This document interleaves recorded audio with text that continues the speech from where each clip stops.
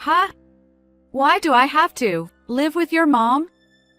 Don't inconvenience me. Please, my mom has breast cancer, and I want to take care of her. I'll make sure not to inconvenience you. You're so audacious. If you're so concerned, why don't you put her in a facility? Despite my desperate plea, my mother-in-law and husband flatly refused. I don't have a father. I've been living alone with my mother since I was a child, and she raised me with so much love. I just wanted to repay her by taking care of her in her final days. I was thinking that way. Even after all I've said, are you still going to say that you want to live with her? Okay. You can forget about it. I felt deeply disheartened. He didn't have to strongly refuse, like this. In the end, I couldn't spend time with my mother during her last moments, and she passed away. A year has passed since then. One day, my husband informed me that my mother-in-law had breast cancer. I decided to look after my mom in this house, so you better take care of her, all right? Is he serious? I couldn't believe my ears at my husband's statement. Even though he told me not to inconvenience him when my mom had breast cancer, does he think he can say that to me now? Furious, I turned to my husband and said, "Just do as you please." Why would I take care of my mother-in-law? I will never forgive my mother-in-law or husband. My name is Lucille. I'm currently 45 years old, and I've been supporting our household as a housewife since I got married to my husband, Adriel. I wanted children, but despite undergoing infertility treatments, we were never blessed with any. Well, don't be so down. It's unfortunate that we can't have children, but as long as I can live with you, that's more than enough for me. I can't express how much these words saved me. There were times when I kept blaming myself and felt desperate.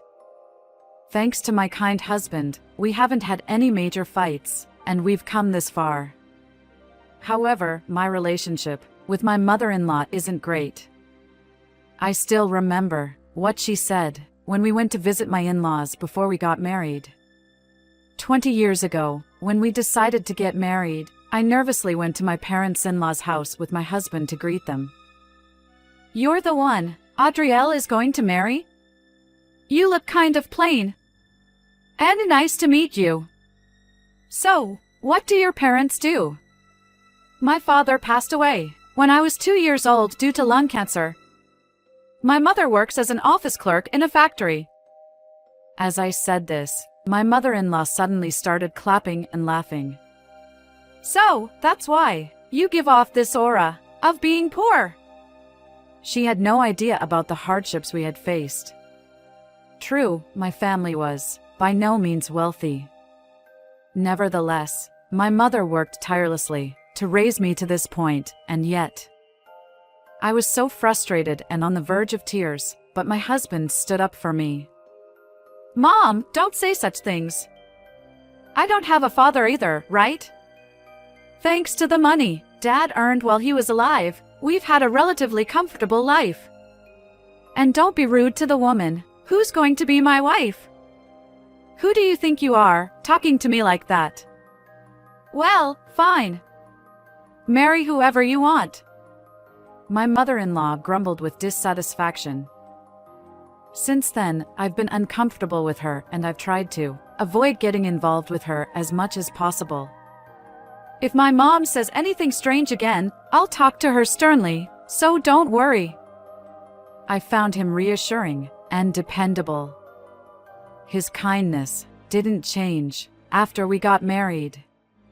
He had always been there for me, but after a recent event, his attitude changed drastically. "I'm going to visit my mom's house to check on her." "Okay, take care on your way." I sent a message to my husband and went to my family home after a long time. I think it had been 6 months. I wondered if she was doing well. "I'm home." While cheerfully saying that, I entered the house, but there was no response from my mother. That was unusual. She usually responded, louder than me. Puzzled, I entered the living room and found my mother sitting on the sofa looking downcast. "Oh! Lucille, you are here. What's wrong, Mom? You seem a bit down. Is something bothering you? Lately, I haven't been feeling well. I don't know if I'm just suffering from summer fatigue, but I haven't been able to eat much." The season was summer, and there had been a record-breaking heat wave. It wasn't surprising that she might be suffering from heat exhaustion. But still, my mother looks terribly thin. Worried, I persuaded her to go to the hospital. "You don't need to make such a fuss. It's just heat exhaustion. It's okay."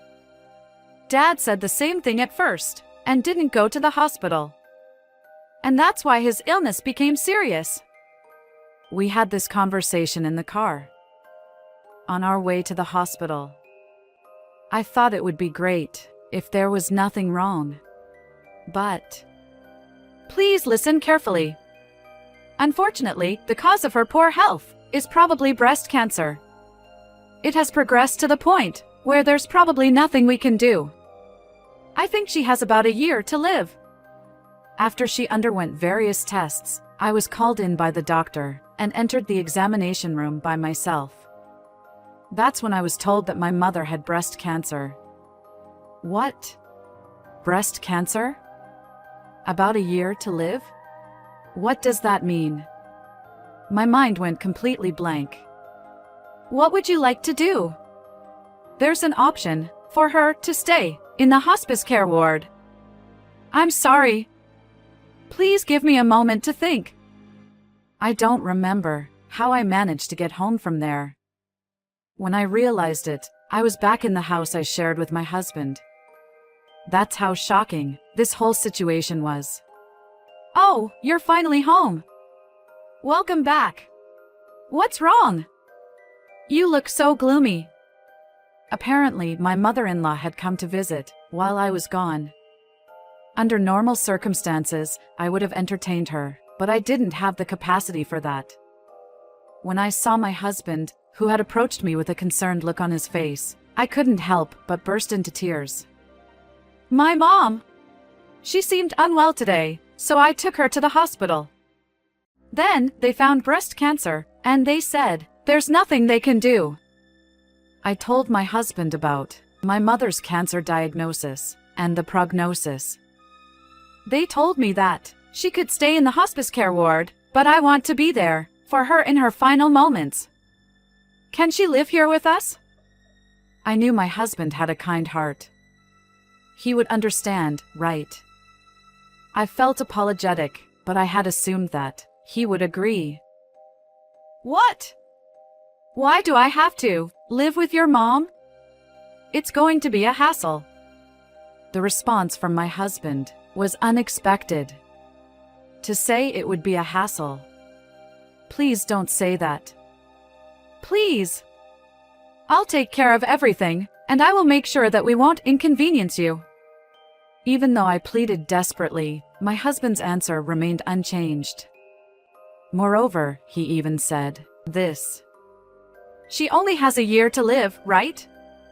In that case, it's better to have her taken care of at the hospital.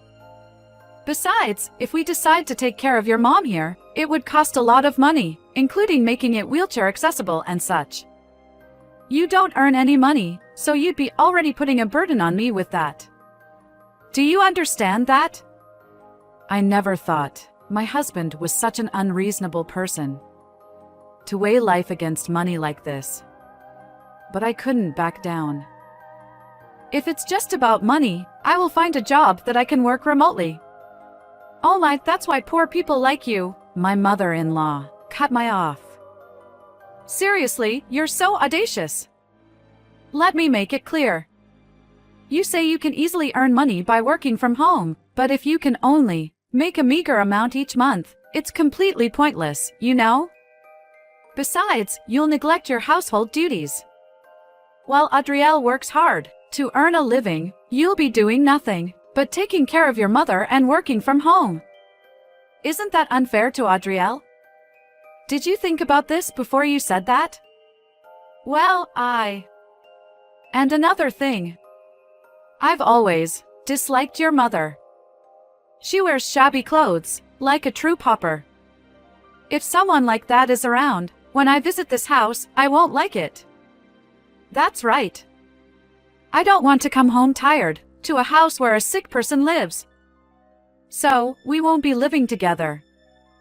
Even my husband outright rejected the idea. I couldn't give up, and I still tried to convince my husband, but before I could speak, I was interrupted. Even after all we've said, you still want to say more? If you want to take care of her so badly, then divorce me first. No, please forget about living together. The moment this word was thrown at me, I gave up on the idea of living with my mother. As a full-time homemaker, I didn't have much savings, and I thought it would be impossible for me to take care of my mother on my own. A week later, I went to my parents' house and told my mother that we couldn't live together. I'm sorry, Mom. I asked Adrielle if we could live together, but he refused. It's okay, don't worry about it. I appreciate that. You even considered it. In the end, my mother stayed in the hospice care ward. Since we couldn't live together, I visited her almost every day. As I watched my mother weaken day by day, I felt anger towards my husband and mother-in-law, along with regret for not being able to live with her. I understood their reluctance to live together, but insulting my family like that was unforgivable. About a year later. Mom! Mom! Lucille! Get along well with Adrielle, okay? With me by her side, my mother embarked on her journey to heaven. The sorrow of losing my beloved mother was immeasurable. If only I had pleaded more with my husband back then. If only I had lived with my mother, even over his objections. Thinking that, I was filled with an unbearable sense of regret. My mom has just passed away. Oh, I see. I called my husband to tell him about my mother's death, but he hung up the phone with just a simple reply like that. He didn't even come to the hospital either. So, while engulfed in grief, I returned to my parents' house with my mother's body. Why do I have to attend the funeral of such a person? Just be quiet. It can't be helped. She's our in-law. My husband and mother-in-law, of course, attended my mother's funeral, but they seemed bored throughout. I could hear them whispering to each other, and I felt my anger welling up to the point where I was about to scream right there. All right. I've made up my mind. I don't care about them anymore. I will never forgive them. During the funeral, I vowed that I would definitely get revenge on them. After my mother's death, I started working part-time at a nearby supermarket. I did it so that I can eventually live alone. I'll save up and definitely leave that house behind. With that determination, I continued working part-time almost every day and managed to save a considerable amount. With this much saved up, a year after my mother's death, I was waiting for the right moment to finally ask my husband for a divorce. Then, one day, I think I should let you know this, but I thought he had nothing to say to me after all these years, but I calmly asked, What? What's wrong? Well, you see, my mom has been diagnosed with breast cancer. They said she has about a year to live. I never expected something like that to happen. I couldn't believe that my mother-in-law now has breast cancer, of which my mother died. Honestly, I was surprised, but so what? I see. It's the same as my mom. Right, and because of that, I've decided to look after my mom in this house. I have work, so would you be willing to take care of her? Is he serious? When my mother was sick, He refused to let her live with us, but now that his mother is sick, he decides without discussing with me? That's unacceptable. I remembered how my mother was treated, so I firmly rejected living together with my mother-in-law. Living together in this house? No way. No way. Come on, she is your mother-in-law. Besides, you only work part-time, so you can easily take care of her, right? When I asked you if my mom can live with us, you both rejected it. I'll give you exactly the same answer as you gave me at that time.